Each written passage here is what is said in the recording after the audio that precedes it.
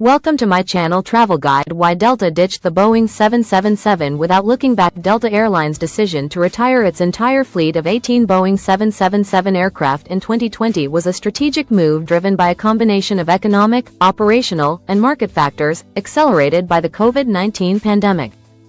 While the 777 had been a cornerstone of Delta's long-haul operations for over 2 decades, the airline transitioned to a more modern, cost-efficient fleet without hesitation. Below are 10 key reasons why Delta was able to retire the Boeing 777 with ease and confidence, ensuring a stronger future for the carrier. 1. Impact of the COVID-19 pandemic. The global travel demand collapse in 2020 due to the COVID-19 pandemic forced airlines to drastically cut costs. Delta, burning through $50 million daily, needed to reduce its operational footprint. The 777, a large, long-haul aircraft, was underutilized as international travel plummeted. Retiring these jets aligned with Delta's goal to achieve zero cash burn by year-end, making it a pragmatic decision to eliminate high-cost assets during a period of unprecedented low demand. 2. Fleet modernization strategy. Delta had already planned to phase out older aircraft like the 777 in favor of more fuel-efficient models, such as the Airbus A350-900 and A330-900. The pandemic accelerated this timeline. The A350, for instance, offers 21% lower fuel burn per seat compared to the 777, providing significant cost savings. By retiring the 777s, Delta streamlined its fleet around newer, more economical aircraft, aligning with its long-term modernization goals. 3. Small 777 fleet size. Delta operated only 18 Boeing 777s, including 8 777-200ERs and 10 777-200 LRs, a relatively small subfleet compared to its 987 mainline aircraft as of June 2025. This small scale made the 777s less critical to Delta's overall operations. Retiring such a limited number of aircraft was logistically simpler and had minimal impact on the airline's broader network, allowing Delta to focus on larger, more versatile fleets like the Airbus A220 and Boeing 767. 4. High operational costs. The Boeing 777, particularly the older 777-200ER models delivered between 1999 and 2002, incurred high maintenance and fuel costs. Even the newer 777-200 LRs, delivered up to 2010, were less efficient than modern alternatives like the A350. With an average fleet age of nearly 16 years, the 777s required costly upkeep, making retirement a financially sound choice, especially when demand for long-haul flights was uncertain.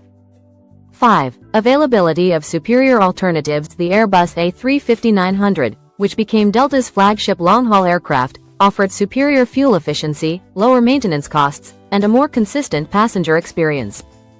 The A350 could serve most of Delta's long-haul routes, including key destinations like Sydney, though some ultra-long routes like Johannesburg to Atlanta posed challenges due to range limitations. The A330-900 also supplemented Delta's long-haul capabilities, reducing the need for the 777. 6. Recent retrofit costs were sunk. Delta invested $100 million in 2018 to retrofit its 777s with new Delta One suites and premium select seats. While this might seem like a loss, the decision to retire the fleet was driven by long-term savings outweighing these sunk costs. The retrofits had already enhanced passenger experience temporarily, but the ongoing operational expenses of the 777s justified their early retirement, especially in a low-demand environment. 7. Simplified fleet operations. Maintaining a diverse fleet increases operational complexity and costs, particularly for a small subfleet like the 777. Delta's in-house maintenance division, Delta Tech Ops, benefits from a streamlined fleet, reducing training, spare parts, and maintenance overhead. By retiring the 777s, Delta simplified its operations, focusing on Airbus-dominated wide-body fleets that share more common systems and processes.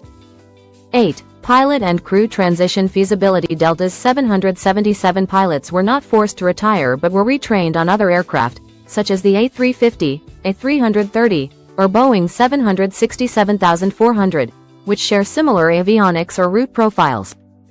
The airline's seniority-based system ensured smooth transitions, with some pilots moving to captain positions on other fleets.